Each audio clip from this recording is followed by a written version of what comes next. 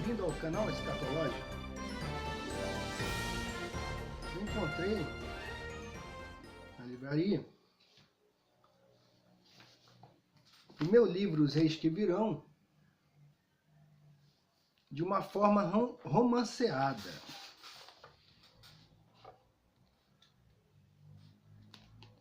E é justamente esse livro aqui, O Filho da Perdição, que na verdade se constitui de uma trilogia que foi escrita por Wendy Alec, fundadora, ou co-fundadora da God TV. Ela é uma cristã e ela escreveu esse livro aqui, que foi classificado aqui pela editora aqui, é classificada como uma ficção fantástica.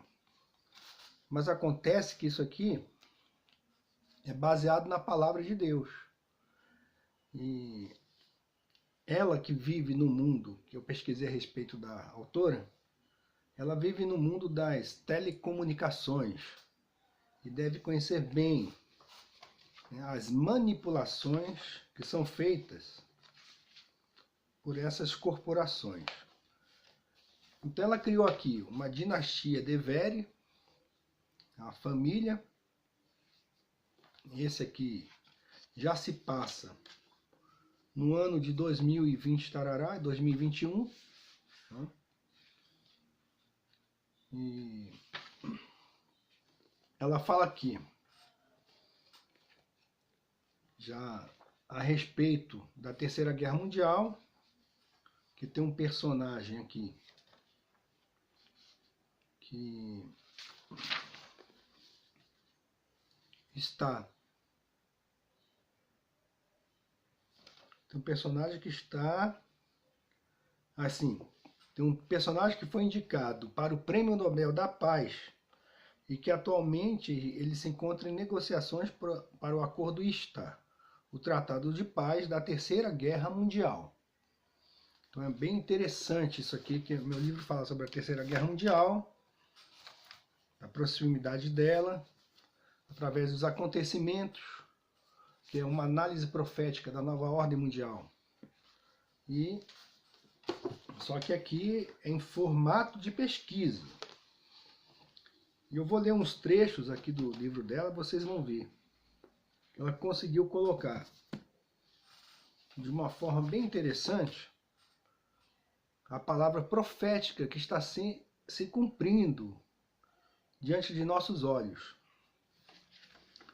Então tem essa dinastia aqui, aí o figurão da dinastia, muito influente, né, nos acontecimentos mundiais, ele é o irmão mais velho da dinastia Deveri.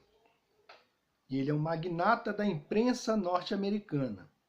Ele é proprietário e CEO da multibilionária corporação de comunicações Vox Entertainment. Sim, porque no que diz respeito aos planos para a implementação da nova ordem mundial, a mídia é uma coisa muito importante. Então, se alguém deseja influenciar a mente das pessoas, nada mais, nada menos importante, ou nada mais lógico, do que se utilizar das corporações de telecomunicações e também se utilizar para manipular as mentes do entretenimento. Então, se dá hoje muito valor a esse tipo de coisa. Então, nós vemos aí festivais, né, de música levando milhares de jovens. Não que isso seja errado, não, é legal, você curtiu a música e tal. Mas acontece que as pessoas, elas se esquecem que são manipuladas. Então, dá mais a entender que elas estão ali como gado, né? Então são manipuladas ali, e não apenas pela música, pelo marketing, mas também pela droga, ou pelas drogas que rolam ali, né, em grandes eventos. Aí você pode ver aí em eventos que eles querem classificar como eventos familiares, né? Você vê aí destruição e até mesmo morte. Então, isso aí é a manipulação da mídia em cima das pessoas. Então ela coloca esse cara aqui.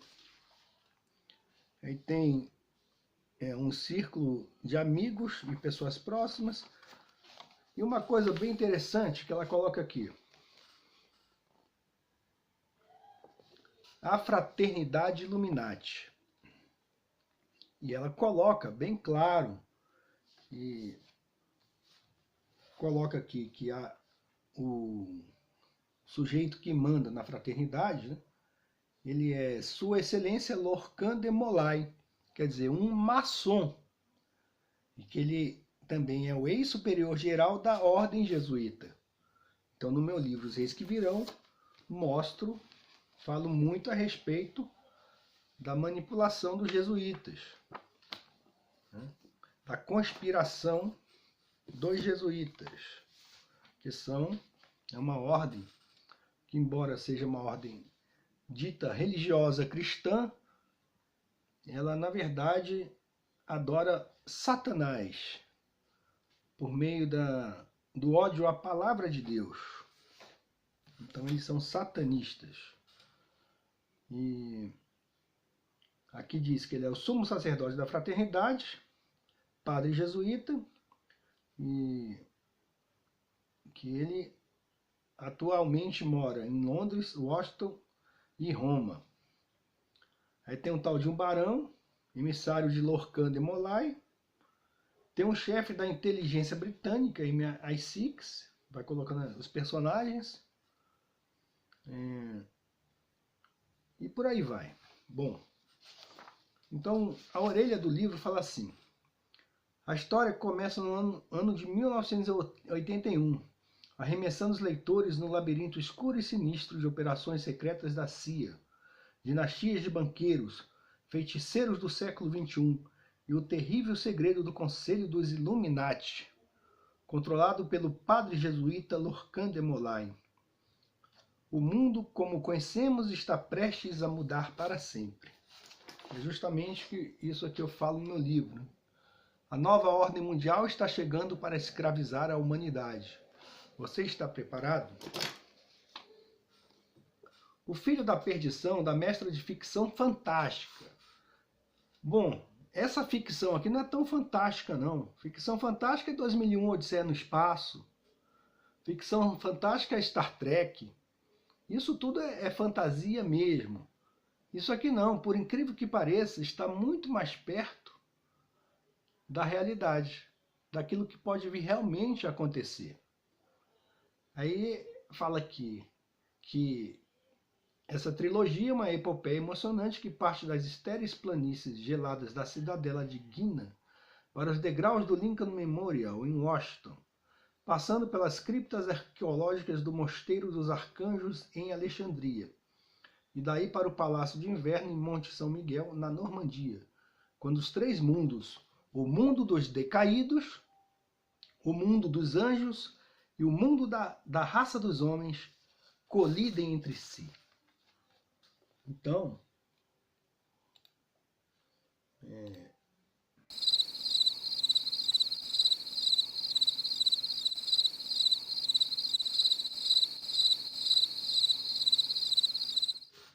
bom, o primeiro livro dessa série, dessa trilogia, escrita por Wendy Alec, é A Queda de Lúcifer. O segundo, Messias, o Primeiro Julgamento. E o terceiro, O Filho da Perdição, que é esse aqui que eu tenho. E aí o prólogo, eu vou ler aqui para vocês, que tem muito a ver, para quem leu o livro Os Reis que Virão, vai se identificar aqui, mas de forma romanceada, com o que eu narro em uma pesquisa. Então ela coloca os personagens aqui no prólogo. No ano de 2001, o local é World Trade Club, 107º andar, World Trade Center, sul de Manhattan, Nova York. Era 10 de setembro, um dia como outro qualquer. refletiu o sacerdote jesuíta. Precisamente às 8h46 do dia seguinte, o mundo inteiro mudaria. Então aqui já está colocando o atentado às Torres Gêmeas como algo planejado, mas planejado não por aqueles bonecos, né? Não, planejado não por terroristas islâmicos, que foram apenas usados, mas planejados, né? Por trás disso está a ordem jesuíta. Você pode pesquisar, há muitos vídeos na internet que mostram justamente isso, que o World Trade Center foi um inside job feito dentro das fronteiras dos Estados Unidos, planejado lá dentro, né, pelo governo das sombras. Então o Bush é um Illuminati e ele é um boneco do Clube Bilderberg. Bom, então ele também ponderou sobre isso enquanto observava da vasta área envidraçada do clube particular a 400 metros sobre a cidade de Nova York, o magnífico panorama dos arranha-céus de Manhattan. Contemplou em silêncio a espetacular vista do porto de Manhattan, os olhos fixos no incessante tráfego dos esguios aviões 757 e 747, que chegavam e saíam dos aeroportos de LaGuardia, JFK e Newark. Enfim, o sacerdote parou de contemplar o panorama e se virou. Seu rosto, embora estranhamente marcado por cicatrizes, era imperial. As feições eram notáveis. A testa ampla e o nariz reto como de um senador romano emolduravam imperiosos olhos cor de safira, que tinham uma beleza fantasmagórica, hipnótica. Os grossos cabelos negros estavam prateados em alguns pontos. Num dia comum, ele os usaria meticulosamente puxados para longe das maçãs altas do rosto, numa trança presa por uma simples faixa preta. Num dia comum, ele usaria os trajes fluidos dos mantos negros, sua ordem jesuíta. Mas aquele não era um dia comum, e nesse crepúsculo as brilhantes tranças negras do sacerdote caíam soltas sobre os ombros, que envergavam um terno sob medida de Domenico Vaca, com cavas altas e talhe perfeito, acentuando o corpo bem modelado sob ele. O sacerdote acariciou a serpente de prata entalhada no cabo da bengala. Inspecionou lentamente os homens sentados diante dele. O Conselho dos 13, vejam só que ela coloca aqui, já o número 13. E vejam só, muito interessante. O Conselho dos 13, as mais elevadas ordens do Comitê dos 300, a nobreza negra veneziana, o Supremo Conselho Mãe dos Maçons, do grau 33 do rito escocês. Então ela sabe muito bem a respeito do que ela está falando. Não é uma leiga. Leigo é você que pensa que tudo acontece por acaso, viu? Inspecionou a fisionomia dos presidentes do Clube de Roma, do Federal Reserve, já falamos do Federal Reserve no nosso canal, do Grupo Bilderberger, do Fundo Monetário Internacional, do Bohemian Grove, também falo desse Bohemian Grove no meu livro, do Lucius Trust, até seu olhar se deter no Frater Superior e no Grande Tribunal do Ordo Templi Oriente, os grandes mestres dos Illuminati, os Illuminatos secretos que controlavam o governo norte-americano, que controlavam todos os governos do mundo oriental e ocidental. Um leve sorriso passou por seus lábios, que por sua vez eram controlados por ele. Lorcan de Molay.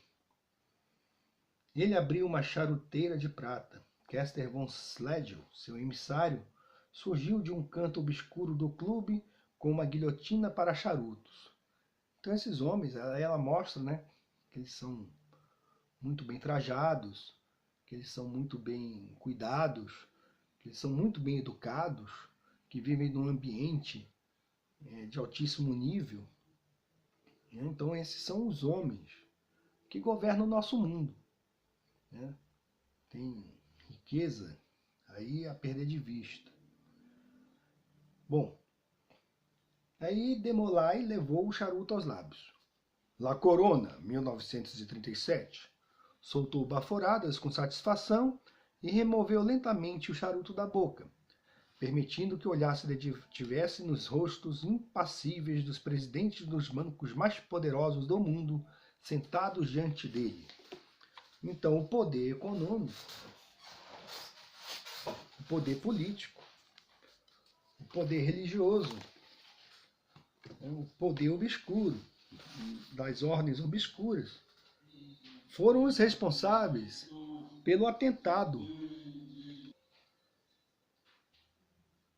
Então, estes foram os responsáveis pelos atentados às Torres Gêmeas.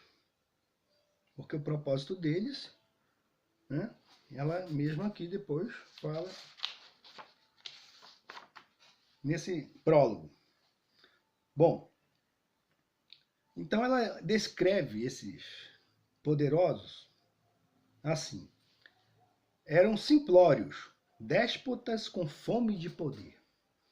Mas, segundo os fundamentos da lei eterna, os conselhos angelicais de terror dos decaídos não tinham jurisdição direta sobre a raça dos homens. Ela já coloca aqui uma coisa mais metafísica, podemos dizer assim. Seus lábios se endureceram ao se lembrar do Nazareno. Quer dizer, que Cristo é o nosso protetor, o protetor da raça humana, que ela coloca aqui. Não tivera alternativa.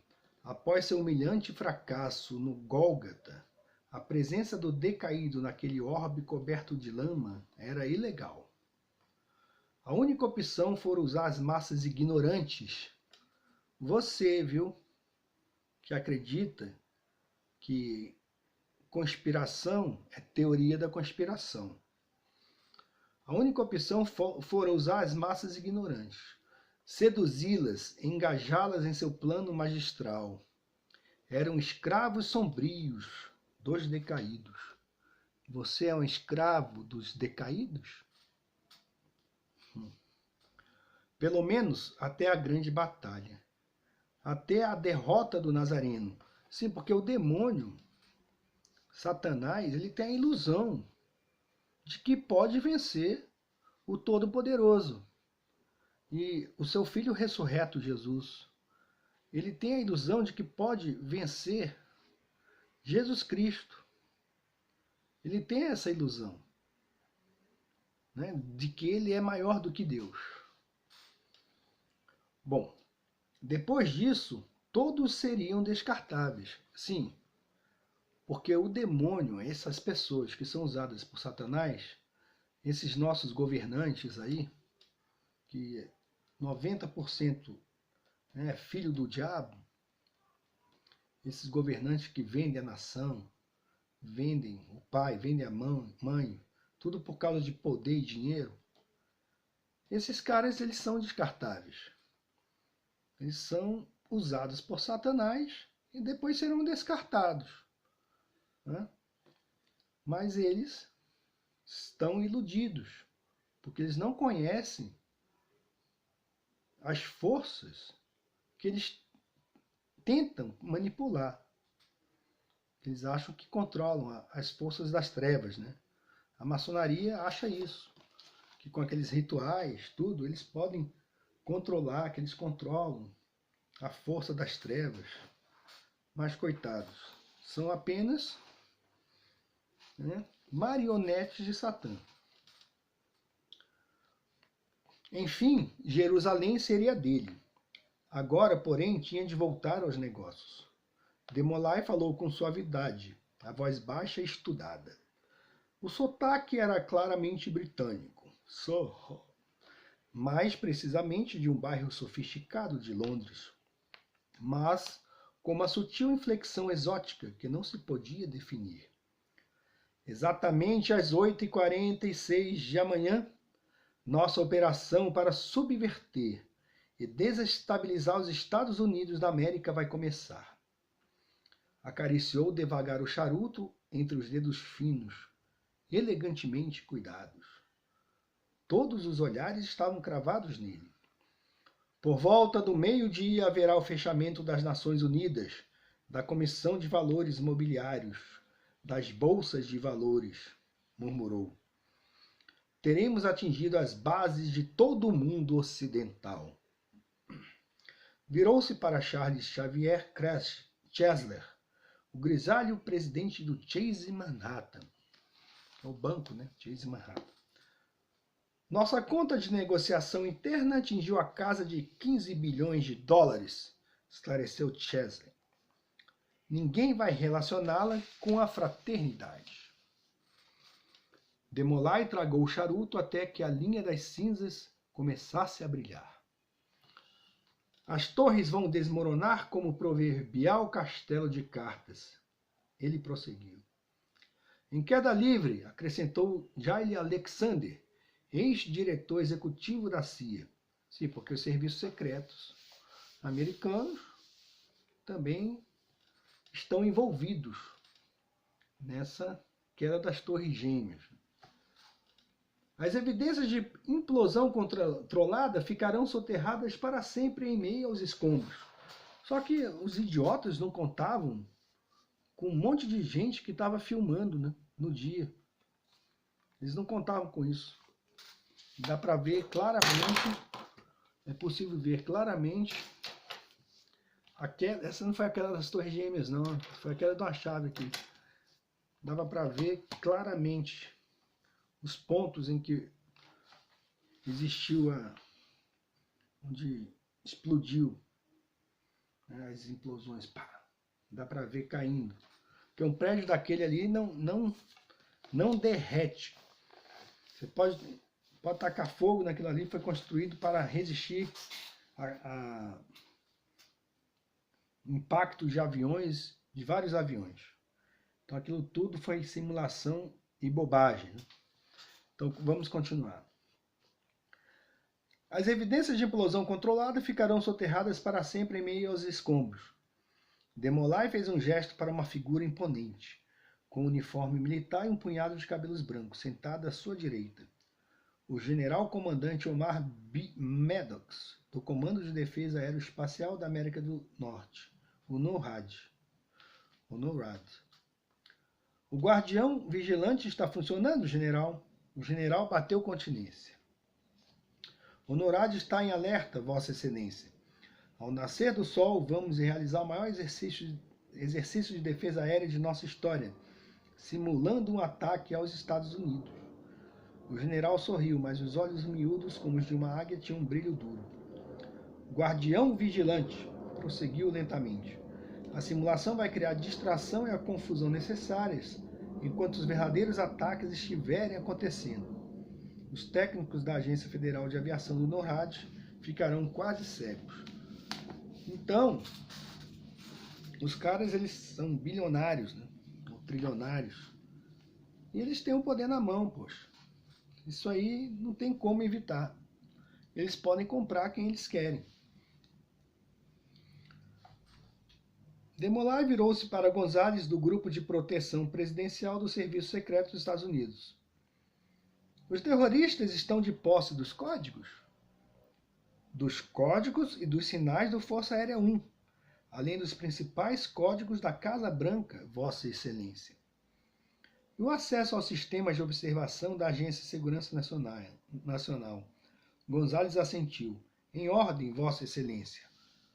Então, vocês podem ver que não é muito difícil fazer planejar e executar algo nessa dimensão, mesmo dentro do governo dos Estados Unidos. Porque os caras têm todos na mão. Eles são poderosos. Ou você pensa que os donos do mundo vão dar o poder ao povo? Né? Todo o poder emana do povo. Acredita nisso. Né? Acredite nisso. Não podemos deixar rastros. Demolay virou-se para Alexander. O carro registrado em nome de Nafaf al-Hazmi será deixado no estacionamento do aeroporto Julius na manhã do dia 12, informou Alexander. Dentro dele haverá uma cópia da carta de ata para os sequestradores, um cheque administrativo feito para uma escola de aviação em Phoenix, 4 desenhos da cabine de um jato 757, um estilete e mapas de Washington e Nova York. Os terroristas aceitaram nossa versão da história. Morderam a isca direitinho. Vão sequestrar os aviões e seguir com a missão falsa deles. Voltar para os aeroportos onde aviões abastecidos os aguardarão e a seus reféns. Quando ativarmos o canal de controle primário, vão perceber que foram enganados. Um sequestro de solo. Será tarde demais. Alexander esboçou um sorriso com seus lábios finos. Serão mártires involuntários da fraternidade, bodes expiatórios, tal como descrevem os livros de instrução militar. Então, Lee Harvey Oswald era um bode expiatório da conspiração que deu cabo da vida de John F. Kennedy. E parece uma coisinha assim de ficção, mas eles podem muito bem, né, controlar aviões por controle remoto. Eles podem fazer isso de um modo muito fácil. Aí então ele pergunta, e Bin Laden? Perguntou Julius Devere, chairman da Fundos de Continuidade Devere. Osama Bin Laden voou do Paquistão para Dubai no dia 4 de julho, respondeu Lewis, vice-secretário de Defesa. Estava acompanhado de seu médico pessoal, 4 guarda-costas e um enfermeiro argelino, tendo sido admitido no departamento de urologia do Hospital Americano. A evacuação de sua família está sendo providenciada. 2 Boeing 777 estão de prontidão, conforme combinamos, falou Alexander. Os Bin Laden serão evacuados em 18 de setembro, durante o apagão aéreo. E então invadiremos o Iraque, exclamou Drill Janovsky, assistente especial do presidente para assuntos estratégicos e política de defesa. A resistência de Saddam ao nosso programa de petrodólares será erradicada permanentemente. Então aqui é um dos objetivos da derrubada, da queda das Torres Gêmeas, seria a invasão do Iraque para desestabilização daquele país. Porque ele fala assim, criaremos a crise e depois a administraremos com boa vontade. Introduziremos o programa de segurança doméstica, depois o ato patriota. E no outono de 2008, derrubaremos o mercado, disse com muita suavidade Werner Drexler, presidente do Banco Mundial. O dólar vai despencar. Haverá uma contração proposital de créditos. E chegaremos à maior crise econômica desde 1929. Entre 40% e 45% das riquezas do mundo serão destruídas em menos de 18 meses. Vejam só como eles controlam, né, o mundo. E no meu livro eu falo a respeito disso. Né?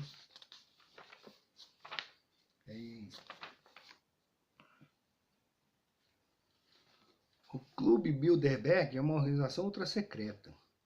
No meu vídeo, o Clube Bilderberg, eu falo sobre isso. E eles falam assim, que eles corrompem,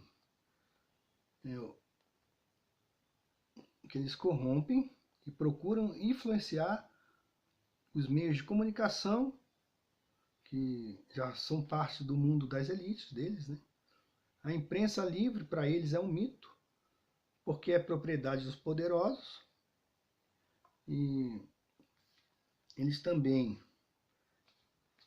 criam e eles também negam É tudo aquilo que é dito por grupos contrários aos seus interesses. E eles também, através da Comissão Trilateral, o FMI, o Conselho de Relações Exteriores, eles dominam a mídia, a população, e eles também utilizam de estratégias psicológicas. Porque o objetivo deles é um futuro que transformará a Terra em um planeta prisão, mediante um mercado único globalizado, controlado por um governo mundial único, vigiado por um exército unido mundial, regulado economicamente por um banco mundial e habitado por uma população controlada mediante microchips, cujas necessidades vitais se reduziram ao materialismo e à sobrevivência. Trabalhar, comprar, procriar, dormir. Tudo conectado a um ordenador global que fiscalizará cada um de nossos movimentos. Bom, Julius de Vere estudou o grupo com satisfação. Por volta de 2025, nossa tarefa vai terminar.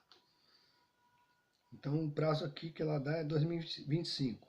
Durante o assédio aos bancos, derrubaremos propositalmente o Federal Reserve e o substituiremos pelo nosso Banco Central Mundial. Vão nos implorar para que façamos algo a fim de deter o sofrimento deles. Um homem ossudo e cheio de rugas, com 50 e poucos anos e óculos de aro de casca de tartaruga, levantou os olhos do jornal. Então, cavalheiros, será nosso coup d'État, nosso golpe de Estado, né? A eliminação permanente da soberania dos Estados Unidos. Piers Aspinall, chefe do Serviço de Inteligência Britânico, removeu os óculos e bafejou as lentes.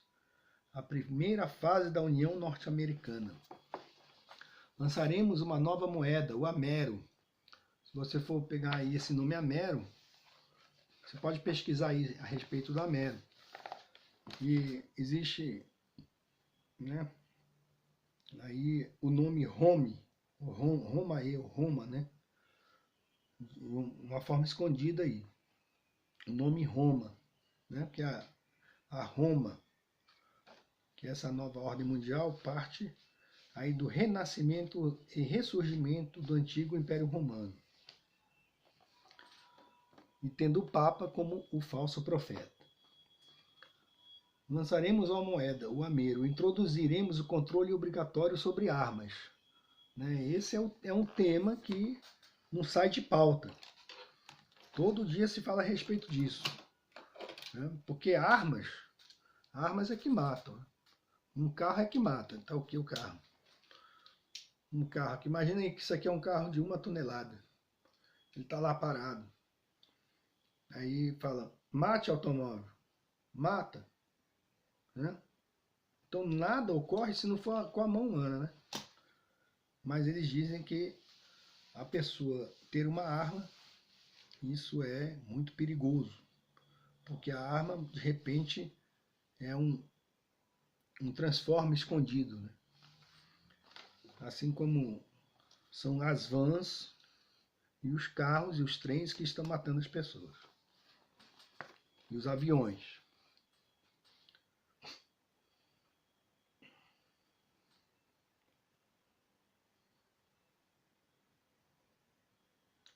Ele se apoiou confortavelmente na poltrona. Depois, introduzimos o controle obrigatório sobre armas, dividiremos o mundo em 10 superblocos. Então é justamente isso que trata o livro, Os Reis que Virão. São 10 nações que serão, né, os blocos mundiais serão 10, justamente isso. Tem, né, os 10 reis, as 10 nações, são os reis que virão. Encenaremos um falso incidente nuclear ou de bioterrorismo, com uma gripe aviária ou varíola transformada em arma, e instituiremos uma lei marcial e a vacinação obrigatória. Então esses aqui são os planos dos caras. Né? Então nosso canal sempre tenta mostrar isso para vocês. Mesmo para você que é um comunista, um sujeito aí ateu, que acha que tudo é brincadeira, que você está aqui por acaso, você é um bostinha mesmo, que nasceu para ser manipulado, né? Então fica aí adorando essa mentira. Então ele tirou do bolso do paletó um lenço de linho perfeitamente passado e dobrado com seu monograma e poliu as lentes. É uma viadagem, né? O cara é um viado também. Radicarenos têm resistido. Patriotas constitucionalistas. Ele e Lorcan de Molay trocaram olhares fugazes. Cristãos. Porque o comunismo e o islamismo se dão tão bem? Porque ambos odeiam Cristo. Né? Um comunista odeia Jesus. Né? Então ele fala, o comunista, o esquerdista, fala com a cara mais lavada, não, eu sou ateu. Né? Porque, no fundo, ele é um homem, né, utilizado por Satã. Né? Ele é ateu, ele é comunista, ele odeia Cristo, como todo comunista. E, então, ele, né, ao assim fazer, não tem nenhuma proteção do Todo-Poderoso. Ele se nega a isso. Porque a Bíblia fala que Deus criou todas as coisas para um determinado propósito. E até o ímpio para o dia do juízo. Geralmente a pessoa não crê, ou ateia, ou ela é satanista, ou comunista, ou islamista, porque ela foi criada para isso, poxa. Foi criada para ser, né, usado pelo Satã. E aí ele está nos planos de Deus. É um ímpio. É um ímpio que foi criado para ser ímpio.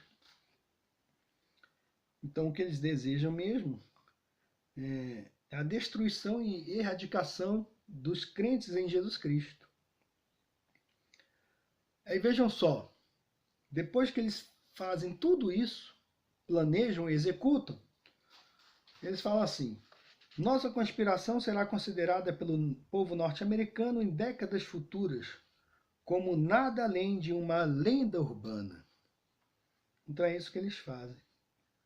Né? Brindam, fumam, né? Se refastelam, zombam, e o povo retardado realmente acredita que tudo aquilo, né, que a conspiração não passa de lenda urbana. E continuam aí, né, acreditando que o voto tem poder. Então os homens se levantaram ao só tempo e brindaram a Jerusalém, a nossa nova ordem mundial, novus ordo seclorum. As vozes de todos os homens no recinto ecoaram em uníssono. Novus ordo seclorum. Lorcan de Molay levantou o copo pela segunda vez em direção a Manhattan, que de nada suspeitava, e reluzia sob o fraco sol outonal. Sua voz era pouco mais que um sussurro ao murmurar: e ao reinado do meu único filho gerado.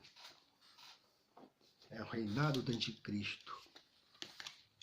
E você, tolo, você que zomba da conspiração, você